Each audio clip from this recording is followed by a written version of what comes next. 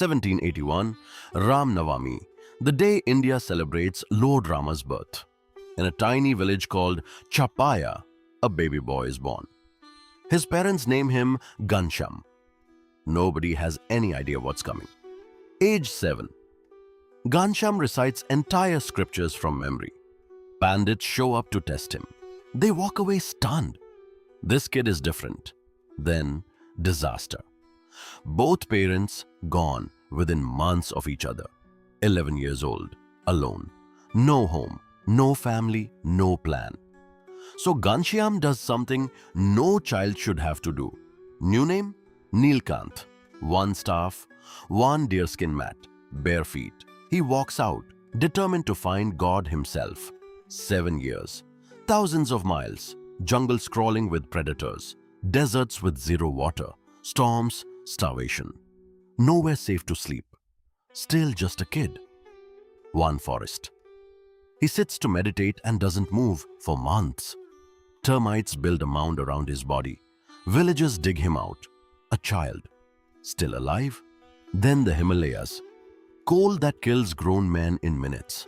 Yogis find him meditating, half frozen in the snow. They've never seen discipline like this.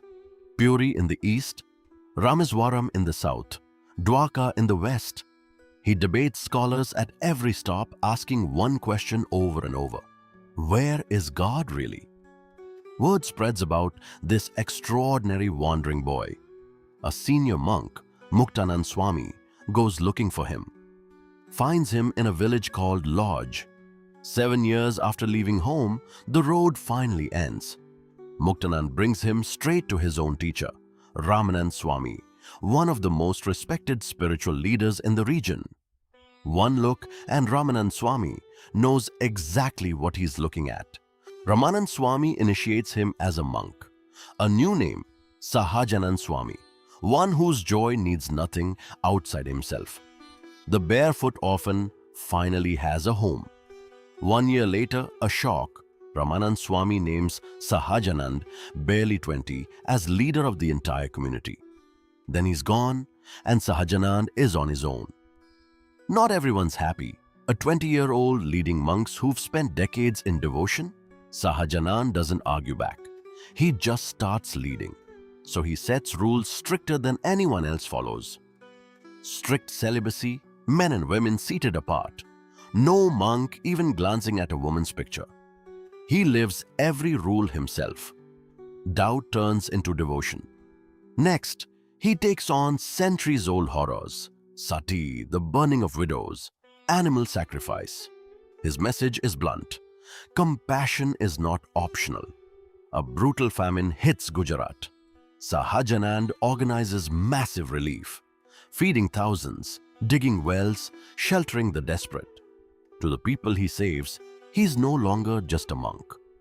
At a massive gathering in Daban, priests and followers say it out loud. This man is a living manifestation of God. He gives them a mantra to carry that truth, Swaminarayan. To celebrate, he starts a new tradition, Anakut, a literal mountain of food offered in gratitude. Nearly 200 years later, it still happens every year. 1826. Swaminarayan personally writes the Shikshapatri, 212 verses on how to live. Honestly, kindly, without excess. It's still the movement's foundational code today. Even the British take notice. Bishop Reginald Hebert writes about meeting him. Sir John Malcolm, Governor of Bombay, requests a personal audience. An orphan, now receiving the empire's governors. He mails a handwritten Shikshapatri all the way to England. Almost 200 years later, that exact manuscript still sits in the Bodleian Library at Oxford, half a world from the village he was born in.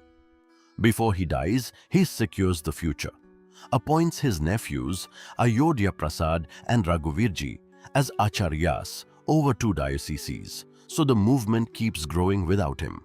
June 1st, 1830. Swaminarayan passes away in Gadada. Today, millions worship at Swaminarayan temples worldwide, from Gujarat to London, all tracing back to one barefoot kid who refused to stop walking. If this story moved you, hit like, subscribe, and join us for more tales from Kathavana, stories that outlive time.